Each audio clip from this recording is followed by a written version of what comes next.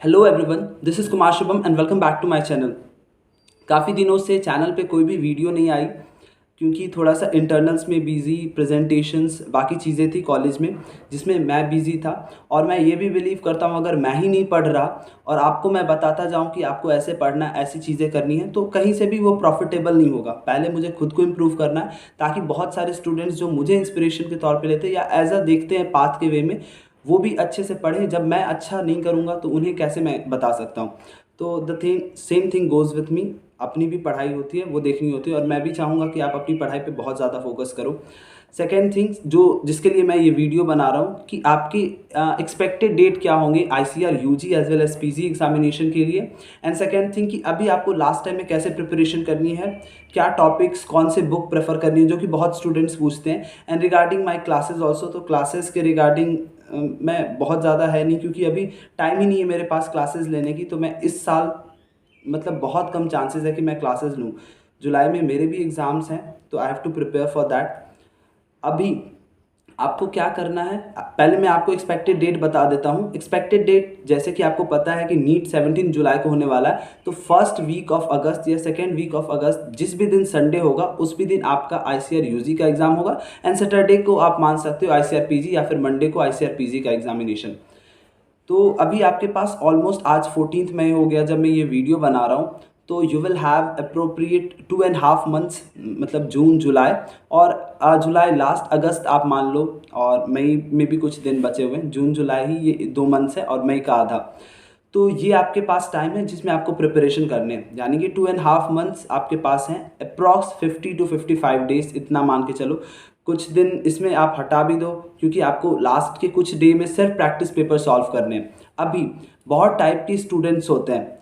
पहला, जिनका सिलेबस खत्म हो गया, जिनको रिवीजन करना है। सेकेंड टाइप, जिनका अभी सिलेबस खत्म नहीं हुआ है, who is trying to cover his syllabus या कुछ चैप्टर्स के साथ अभी भी they want to cope up या उसको अच्छे से मतलब रिफर्निश करना चाह रहे हैं, टेस्ट दे रहे हैं तो उनमें बहुत कम मार्क्स आ रही हैं।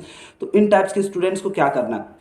सबसे पहली बात, कंपटीशन इस लेवल पे है कि you can't afford to leave any of the chapters. जो भी चैप्टर्स है ना, आप उनको लीव नहीं कर सकते हो। पहले तो आपको सिलेबस पता होना चाहिए कि what will be the syllabus, कहाँ से क्वेश्चन आ सकते हैं, आपको कैसे एग्जाम की तैयारी किस बुक से करनी है।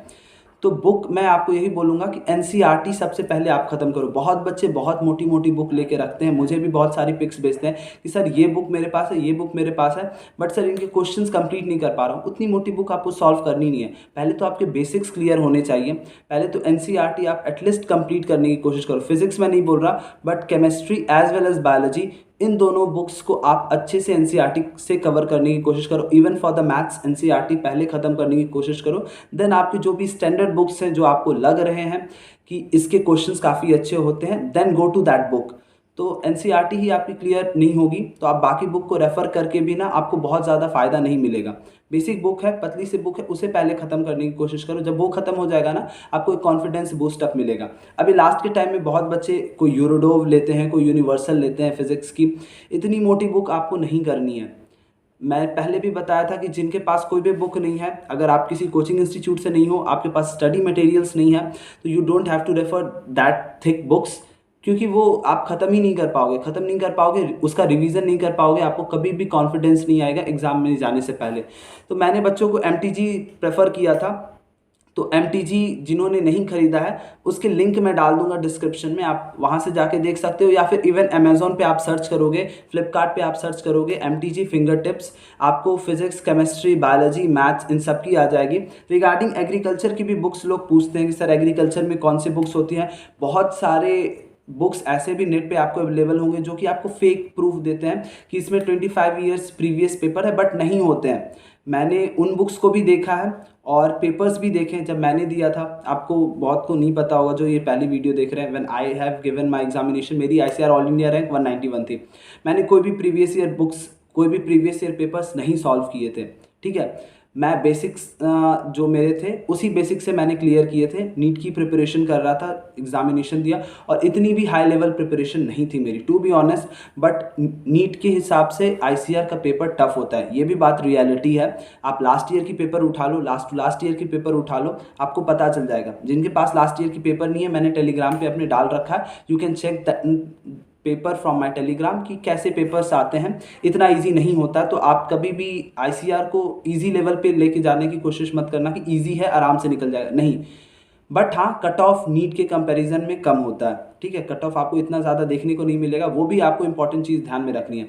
थोड़ा सा मैं आपको कट ऑफ रिलेटेड भी बता देता हूँ, ताकि ये वीडियो थोड़ी सी लंबी हो सकती है क्योंकि काफ़ी दिनों के बाद बना रहा हूँ और वे में ही बनाऊँगा, कोई भी एडिटिंग वगैरह इतनी, क्योंकि टाइम नहीं है एडिटिंग वगैरह। तो अगर कुछ भी मिस्टेक्स होती हैं तो please bear with me. 600 marks के होते हैं पेपर। 400 एवर आप अगर जाते हो तो you will get the best stream, that is agriculture.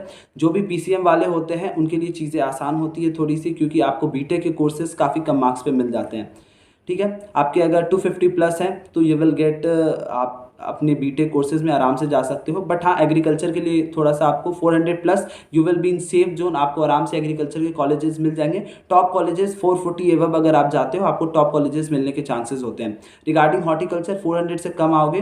वैसे तो कट ऑफ 350 प्लस पे भी आपको एग्रीकल्चर मिलता है, बट वो आपको कट ऑफ दिमाग में नहीं रखना। जब भी मैं आपको वीडियो बताता हूँ, मैं आपको हाई कट ऑफ थोड़ी सी बताता हूँ ताकि आप उसको लेके प्रिपरेशन करो। When you have the high target you can achieve that, और थोड़ा 10-20 मार्क्स का तो फर्क होता ही है, इसलिए 400 टारगेट लेके चलना। फॉर द हॉर्टिकल्चर 350 360, ठीक है, इतनी टारगेट लेके चलो। फॉरेस्ट्री में भी 360। बाकी जो कोर्सेज हैं उतने प्रेफरेबल नहीं है। फिशरीज भी 360, ये कोर्सेज प्रेफरेबल होते हैं। बायोटेक्नोलॉजी भी है, बट बायोटेक्नोलॉजी कहीं ना कहीं आपके बाकी जगह से भी आप कर सकते हो, आईसीआर से भी कर सकते हो, बट आईसीआर से करना, अगर बायोटेक, आपको प्लांट बायोटेक पे ज़्यादा इंटरेस्ट है तो गो विद द आईसीआर। ये कुछ कोर्सेज हैं। बीटेक डेयरी टेक्नोलॉजी है, बीटेक फूड टेक्नोलॉजी है, उसके बाद बीटेक एग्रीकल्चर इंजीनियरिंग है जो कि बहुत ज़्यादा प्रेफर किया जाता है। तो ये सारे कोर्सेज हैं फॉर द पीसीएम। पीसीएम वाले सभी कोर्सेज कर सकते हैं, तो इस पे आपको ध्यान देना। पीसीएम में उतनी ज़्यादा कट ऑफ नहीं होती है, तो पीसीएम वाले डू गिव आईसीआर एग्जामिनेशन। बहुत कम कंपटीशन होता है और बहुत अच्छा आपको जॉब यहाँ से मिल सकता है। जॉब सिक्योरिटी भी ज़्यादा as compare to other engineering colleges, क्योंकि मैंने देखा सिनेरियो, मैंने देखा एग्रीकल्चर में आपके जॉब्स आएंगी ही आएंगी, एग्रीकल्चर इंजीनियरिंग में आपके जॉब्स आएंगी ही आएंगी, बट बाकी मल्टीनेशनल कंपनीज में वहाँ पे जॉब निकलती है डिपेंडिंग अपॉन द डिमांड। अगर डिमांड कम है there will be no job, ठीक है। तो वहाँ पे एम्प्लॉयमेंट्स की चांसेस आपकी ज़्यादा हो सकती है, बट यहाँ पे आप खुद के भी कुछ आप एंटरप्रेन्योरशिप स्टार्ट कर सकते हो, कुछ स्टार्टअप्स स्टार्ट कर सकते हो और उससे आप बहुत अच्छा अर्न कर सकते हो। बहुत सारी कंपनीज है, महिंद्रा हो गई, जहाँ पे आपको चाहिए ही चाहिए होंगे वहाँ पे इंजीनियर्स, तो उसकी जॉब क्राइसिस आपको यहाँ पे कम मिलेगी as compare to that of the other streams, ठीक है। अब मैं आपको बता रहा था कि कौन कौन से चैप्टर्स पे बुक्स मैंने आपको बता दी। जिनके पास मॉड्यूल्स है, जो भी किसी कोचिंग इंस्टीट्यूट में है, ट्रस्ट ऑन दैट इंस्टीट्यूट। मैं ये नहीं बोल रहा कि मैं पढ़ाता हूँ तो मुझ पर ट्रस्ट करो, नहीं। जिस भी आप कोचिंग इंस्टीट्यूट से हो आप उन पर ट्रस्ट बनाए रखो, बट हाँ, अगर उनके रिजल्ट्स अच्छे हैं तभी उन पर ट्रस्ट बनाए रखो, नहीं तो there will be no meaning, क्योंकि उन्होंने रिजल्ट नहीं दिया है तो फिर मतलब नहीं बनता। जैसे मैंने क्लासेस ली थी तो मैंने रिजल्ट्स दिए हैं, दैट्स वाई अभी भी लोग बोलते हैं but I don't have time, और मतलब इतना हो भी नहीं पाता ना। हॉस्टल्स में आपको पता है कि अगर मैं वाइट बोर्ड ले भी आता हूँ, टाइम निकाल के आपकी क्लासेस भी 1-1.5 घंटे ले लेता हूँ, तो यहाँ पे थोड़े से मतलब इतना वो पीसफुल इन्वायरमेंट नहीं होगा एज दैट जो भी मेरे घर पे था, जो मैंने सेटअप बना रखा था, वैसा सेटअप यहाँ पे मिलना थोड़ा मुश्किल है। That's why I am not starting the classes. But जिस भी आपको कोचिंग इंस्टीट्यूट से हो, trust on that coaching institute, उनके टेस्ट पेपर सॉल्व करो। अदर टेस्ट पेपर जो भी मिलते हैं आपको, अगर नहीं मिल रहा है तो you can join my test series, but थोड़ा सा डिले हो गया है। आप पेपर लो, थोड़ा एक बार सॉल्व कर लेना, और वो टेस्ट सीरीज़ थोड़ा सा टफ क्वेश्चंस वाला है, तो अगर आपकी प्रिपरेशन अच्छी है देन मतलब बनता है वो टेस्ट सीरीज़ देने का, ठीक है। अब उस पेपर्स को आपने सॉल्व कर लिया और उसको एनालाइज करो कि आपकी चैप्टर्स कौन सी है। देखो आपके पास 2.5 महीने, तो आप ऐसा कर सकते हो, जिनके सिलेबस कंप्लीट नहीं है 1 मंथ में अपनी सिलेबस कंप्लीट करो, कंप्लीट होल सिलेबस, बायो पूरा एनसीईआरटी खत्म करने की कोशिश करो। ऐसा नहीं है कि एक दिन में आप सिर्फ बायोलॉजी पढ़ रहे हो, एक दिन में केमिस्ट्री पढ़ रहे हो, ऐसा कभी भी मत करना। अगर आपके 24 आवर्स है ना, अगर आप सिर्फ 9 घंटे पढ़ते हो तो 3 घंटे आप 3 घंटे दो आप केमिस्ट्री के लिए, 3 घंटे बायो के लिए, 3 घंटे फिजिक्स के लिए, ऐसे आप डिवाइड करो। आपका क्या होगा, 3 घंटे में आप 2 चैप्टर्स पढ़ सकते हो बायो के, 3 घंटे में आप 1 चैप्टर्स कंप्लीट कर सकते हो फिजिक्स के, 3 घंटे में आप 1 चैप्टर्स कंप्लीट कर सकते हो, 1 से 1.5 चैप्टर कंप्लीट कर सकते हो केमिस्ट्री के, ठीक है। और क्वेश्चंस भी आपको बहुत ज़्यादा नहीं, 100 क्वेश्चन अगर आप सॉल्व करते हो, अच्छे क्वेश्चन सॉल्व करते हो, तो उससे आपका कॉन्फिडेंस बिल्डअप हो जाता है। क्वेश्चन सॉल्व नहीं हो रहा है, चेक कर लो उसके आंसर से, पीछे सॉल्व होते हैं, चेक कर लो और फिर समझने की कोशिश करो कि अच्छा ये ऐसे बन रहा है। एमटीजी में सॉल्व भी होते हैं क्वेश्चंस, तो आपको वो भी हेल्प करेंगे आंसर्स के साथ। तो ये मैं किसी भी बुक की रेफरेंस नहीं दे रहा, आप जो भी बुक प्रेफर करना चाहते हो प्रेफर कर सकते हो। मैंने वो बुक देखी थी और मैंने बायो और फिजिक्स की देखी थी। Chemistry I am not aware कि केमिस्ट्री का कैसा होता है, क्योंकि केमिस्ट्री मैंने बहुत अच्छे मॉड्यूल से क्वेश्चंस करी थी। केमिस्ट्री आई गेस केमिस्ट्री मुझे उस टाइम पे बायो से भी ज़्यादा अच्छा लगता था। तो मेरा डिफरेंट सिनेरियो, उस सिनेरियो में आपको नहीं जाना है। आपको जो और हमेशा क्वेश्चंस मेरे प्रीवियस वीडियोस भी आप देखा करो। बहुत बच्चे क्वेश्चंस भी अटेम्प्ट करने के टाइम में, वो एग्ज़ाम के टाइम में मैं आपको बताऊंगा कि आपको क्वेश्चंस कैसे अटेम्प्ट करने हैं। तो इन 2.5 महीने में आपको 1 मंथ में जिनके भी सिलेबस कंप्लीट नहीं है सिलेबस कंप्लीट करो, जिनके सिलेबस कंप्लीट है जिस चैप्टर में आपके कम मार्क्स हो रहे हैं या जहाँ पे आपको कॉन्फिडेंस नहीं आ रहा है उस टॉपिक्स को, उस चैप्टर्स को आप पहले कंप्लीट करो। उसके बाद लास्ट के 1.5 महीने में, 1 मंथ काफ़ी होते हैं। देखो 1 मंथ में 30 दिन होते हैं। अगर आप एक एक चैप्टर भी कर रहे हो ना हर दिन हर सब्जेक्ट के, तो 30 चैप्टर आपके केमिस्ट्री में हो जाएंगे। 30 ही चैप्टर मतलब 14 + 16 30 चैप्टर हैं केमिस्ट्री में। 30 चैप्टर ही आप मान लो फिजिक्स में भी। बायो में मैंने आपको बोला 2 चैप्टर्स हो जाएंगे, तो 2 चैप्टर्स के हिसाब से 60 चैप्टर्स हो जाएंगे। इतने ही हैं बायो में, ठीक है। तो 30 दिन में आप आराम से सिलेबस ख़त्म कर सकते हो। मैंने बहुत ज़्यादा भी आपको नहीं बोला है, सिर्फ 9 आवर्स की स्टडी बोली है। बच्चे 12-12 घंटे 14 घंटे भी पढ़ते हैं। डिस्ट्रैक्शंस को अवॉइड करो, यूज़ करो social media. Even I am very much active on social medias, but ये नहीं है कि दैट अफेक्ट्स माई स्टडीज़। जब मुझे पढ़ना होता है आई स्टडी, बट जब सोशल मीडिया यूज़ मैं बहुत सारी वीडियोज़ भी बनाता हूँ। Even I dance, even I sing. तो चीज़ें ऐसा नहीं होना चाहिए लाइफ बस स्टडी स्टडी होनी चाहिए। स्टडी के साथ आपका एंटरटेनमेंट भी ज़रूरी है, बट ये लास्ट टाइम है, इस पे आपका कैरियर पूरा डिसाइड होगा। तो अपनी ज़्यादा टाइम आप स्टडीज़ को फोकस करो, ठीक है। बाकी चीज़ें भी चलती रहनी चाहिए। तो इसमें आपको बैलेंस मेंटेन करके रखना है, कोई भी चीज़ छूटेगी नहीं, बट लास्ट टाइम में फोकस ऑन योर स्टडीज़। ये सारी चीज़ें हैं। अब मैथ्स वालों के लिए भी सेम चीज़ है, आप इसी तरह कोशिश करो। हाँ, मैथ्स एक दिन में एक ही चैप्टर हो पाएगा तो 30 ही चैप्टर होंगे, कोई बात नहीं, काफ़ी है। इवन एग्रीकल्चर के लिए अरुण कात्यायन सर की बुक आती है, या फिर बाकी भी बुक्स है नीमराज सुंडा की, वहाँ से क्वेश्चन सॉल्व करो। इवन वहाँ पे छोटे छोटे कुछ बुलेटिन्स दिए होते हैं, वो भी याद करो। इवन मेरे जो दोस्त हैं जो ICRPG की एग्जामिनेशन, देखो मैं अभी पहले ही बोल रहा हूँ ICRPG विल बी टफ, क्योंकि इस बार मेरे दोस्त देने जा रहे हैं। They are very much prepared, even from the 3rd year, from the 2nd year they are practising questions. तो इट विल बी टफ। और जिस कॉलेज से मैं था वहाँ से रैंकर्स ही निकलते हैं, इस साल भी, इससे पहले साल भी। तो ICRPG will be going to tough because of those students. बहुत अच्छे हैं पढ़ने में, क्योंकि फोकस ऐसा नहीं कि वो मस्ती नहीं करते, बहुत मस्ती करते हैं, बट सेम टाइम में स्टडीज़ भी करते हैं। तो आपको भी वही करना है। और क्लासेस का मैंने बता दिया, क्लासेस का अभी कुछ सिनेरियो नहीं बन रहा, अगर बनता है तो मैं आपको बताऊंगा कि क्लासेस मैं लेने वाला हूँ। और क्लासेस केमिस्ट्री और बायोलॉजी की होगी।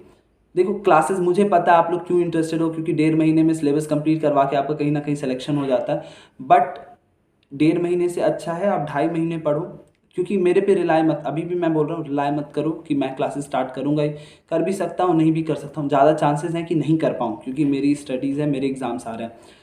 बट प्रिपेयर करो। जिनको भी टेस्ट पेपर चाहिए यू कैन ज्वाइन, बहुत ज़्यादा महंगा भी नहीं है। बट मैं ये नहीं बोलूँगा कि आप ज्वाइन करो ही करो। जहाँ से भी आप पढ़ रहे हो उसको रिवीजन में लाओ, उसको रिवीजन में लाओगे ना आपका वैसे ही सिलेक्शन हो जाएगा, ठीक है।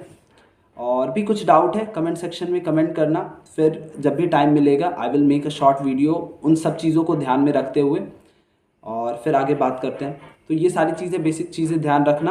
आपके एग्ज़ाम्स अगस्त 1st week and 2nd week Sunday को होंगे, ठीक है। ये चीज़ आपके ध्यान में होनी चाहिए, ये बहुत इंपॉर्टेंट है। इसको ध्यान में रख के आज आप अपना स्टडी प्लान बनाओ, स्टडी प्लान को फोकस करने की कोशिश करो और उसको फुलफिल करो। ऐसा नहीं कि आज कर लिया, अरे आज बहुत पढ़ लिया, 13 घंटे 14 घंटे पढ़ लिया, कल नहीं भी पढ़ेंगे तो नहीं। अभी आपको रेगुलरिटी रखनी है, that will create your result, और वहाँ से आपके रैंक बनेंगे, ठीक है। रैंकर्स ऑलरेडी प्रिपेयर्ड हैं, जिनके रैंक्स आएंगे ना टॉप 1000, वो प्रिपेयर्ड हैं, वो बस अब रिवीजन करेंगे। तो आपको भी बस वैसे ही तैयार करना है, ठीक है। तो मैं आपको बस बूस्ट करने के लिए था। सभी कर सकते हो, इतना ज़्यादा कंपटीशन नहीं होता, इतना ज़्यादा कट ऑफ नहीं होता, बट पेपर टफ आएगा तो उसके लिए आपको रेडी रहना है। So with this I will wind up this video. Me Kumar Shubham, signing off, take care, bye bye.